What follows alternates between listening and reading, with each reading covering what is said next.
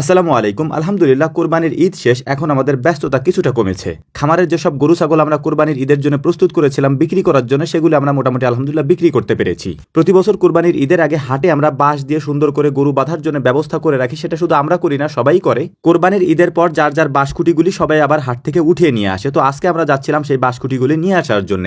এই কাজগুলি করার জন্য হাটে যাওয়ার সময় একজন আমাদেরকে আগে থেকে ফোন করে বলেছিলেন কিছু ডিমের তার দরকার, হাঁসের ডিমের। তো তার জন্য সেই ডিমগুলি আমরা নিয়ে যাচ্ছিলাম। হাটের মধ্যে যেখানে আমরা গরু বেঁধেছিলাম, এখানে আসার পর একটা জিনিস দেখে খুবই অবাক হলাম, আর সেটা হচ্ছে আমাদের এখানে যে বালুর বস্তাগুলি দেওয়া ছিল, অর্থাৎ গরুর সামনের দুই পায়ের নিচে আমরা বালুর বস্তাগুলি দিয়ে রেখেছিলাম। এমনটা আপনারা দেখতে পাচ্ছেন যে পুরো মাঠের মধ্যেই দেওয়া আছে, অর্থাৎ যেখানে যেখানে গরু বাঁধা ছিল সেখানে সব জায়গাতেই এটা দেওয়া আছে। কিন্তু আমাদের এখানেও যেহেতু দেওয়া ছিল, সেটাই আমরা খুঁজতেছিলাম যে আমাদের বালুর বস্তাগুলি গেল কই। পরে ভাবলাম হয়তো কেউ নিজের মনে করে নিয়ে চলে গিয়েছে। তো আমরা বাঁশগুলি উঠিয়ে সুন্দর করে বেঁধে তারপর এগুলি ভ্যানে তুলে নিয়ে যাবো আমাদের খামারের দিকে। সজীব মামা এত সুন্দর করে বালুর বস্তাগুলি এখানে সাজিয়ে দিয়েছিলেন। তো সজীব মামাকে বললাম যে এত সুন্দর করে দেওয়ার কারণে যে কারো নজর পড়েছে সে নিয়ে চলে গিয়েছে। প্রচন্ড গরমের মধ্যে এই কাজগুলি আমাদেরকে করতে হচ্ছে, কারণ ঈদের পরে, বিশেষ করে কোরবানির ঈদের পরে এখনো পর্যন্ত বৃষ্টি তেমন একটা নামেনি। প্রচন্ড গরম পড়তেছে। এই গরমের মধ্যে কাজ করতে এমনিতেই প্রবলেম হচ্ছে। এবং এখানে হাটের দিন যেহেতু বৃষ্টি নেমেছিল, দেখতেই পাচ্ছেন যে হাটের ভিতরে অবস্থা, কাদাগুলি এখনো শুকায়নি ভালোভাবে। কারণ এখানে হাজার হাজার মানুষ এসেছিল গরু কেনার জন্য এবং হাজার হাজার গরু ছাগল এখানে উঠেছে এবং সেগুলি এখানে বেচা কেনা হয়েছে। তাই হাটের অবস্থা একেবারেই নাজেহাল।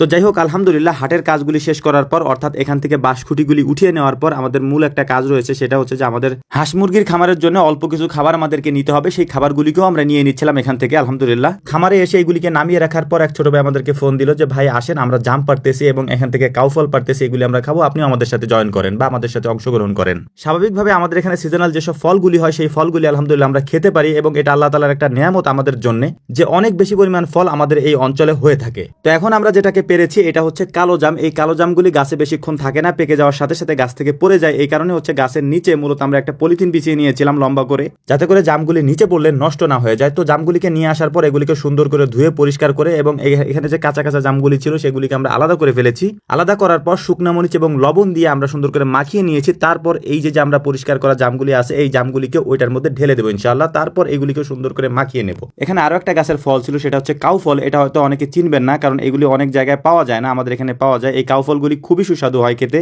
অল্প কিছু কাউ ফল ছিল, সেগুলিকে ওরা প্রথমেই মাখিয়ে নিয়েছিল। আমি আসার পর সেটা খেয়েছি এখানে আলহামদুলিল্লাহ। এরপরে আমরা এই জামগুলিকে মাখিয়ে নিয়ে তারপর সবাই মিলে একসাথে খাওয়া দাওয়া করে এখান থেকে চলে যাবো ইনশাআল্লাহ। কিন্তু জামগুলিকে যেহেতু আমি নিজে হাত দিয়ে মাখিয়েছি, এই কারণে হচ্ছে যে হাত এত পরিমাণে জ্বলতেছিল, কারণ এটার মধ্যে যেহেতু শুকনা মরিচ ছিল।